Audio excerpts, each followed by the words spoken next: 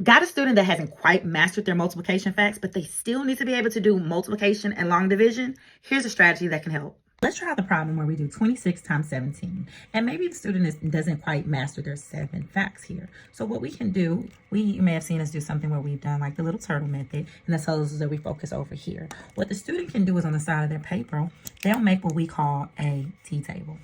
And that's just it. You make a T. And here we're going to do for the 7 facts, okay? So then all I'm going to do over here is I'm going to write out, we can go up to, let's say, 8 here.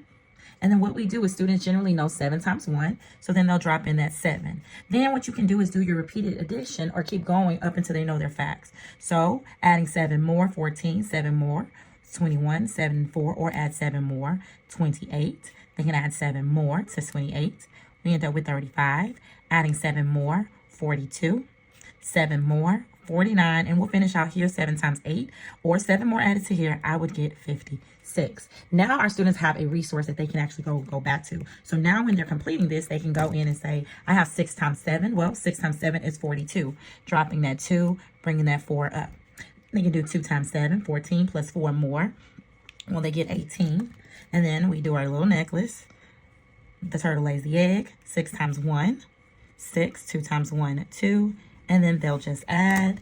And here we get 2, 14. Bring that 1 on over. And then we have 2, 3, 442. Okay. Now maybe the student is actually doing a division problem. So here let's do 556 divided by 7. I already have my resource here, so I'm going to use that. So when we do our long division, students ask themselves, how many times does 7 go into 4? Well, it can't. So we go back over. How many times can 7 go into 45? They'll go to their table and they're going to get as close to 45 without going over, which is the 42. So then at that point, our students will see, oh, I can use 6. So here, 6 times 7, go ahead and put that 42, and then we subtract. We do 5 minus 2, where we get 3, and we're going to bring on down that 6. Then students, again, because we're using our 7s, how many times does 7 now go into 36 without going over?